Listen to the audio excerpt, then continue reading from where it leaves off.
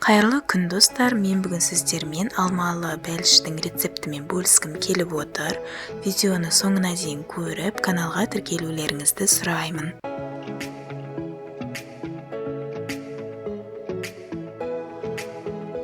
Алғашында жұмсақ сары майға қантты қосып біріктіреміз. Қант пен майды осындай күйге дейін араластырамыз. Және осы массаға 2 жұмыртқаны бір-біртіндеп қосамыз. Менің каналымда қолжетімді ингредиенттерден оңай дайындалатын рецепттер көп. Жаңа видео рецепттерді жіберіп алмас үшін қоңыраушаны басып қоюды ұмытпа. 2 жұмыртқаны қосып араластырдық. Енді бөлме температурасындағы сүтті енгіземіз.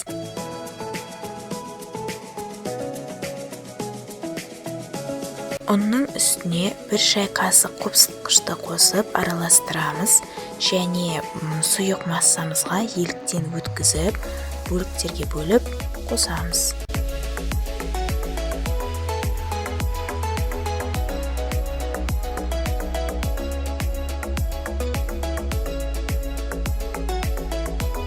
Нәтижесінде менде осындай қою қамыр шықты.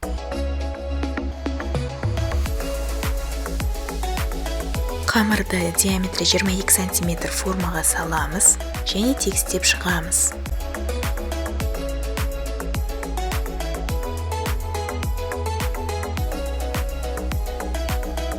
Мен қосымша пирогты алмамен әсемдедім, бірақ бұл міндетті емес.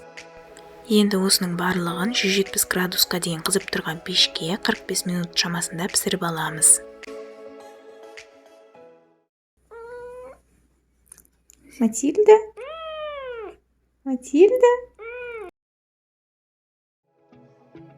Алмалы бәліш дайын болды. Отбасыңызбен, жақындарыңызбен шай ішкенге таптырмас, тәтті. Байқағандарыңыздай барлығының үйінен табылатын ингредиенттерді араластырып, пешке салып, осындай дәмді пирогты пісіріп алдық. Бір жасап көрсеңіздер, қайта-қайта дайындайтын боласыздар. Ал енді видео ұнаса лайк басып, каналға тіркелеміз. Назарларыңызға рахмет. Видеода дәл осы рецептпен дайындалған менің кезекті алмалы бәлішім.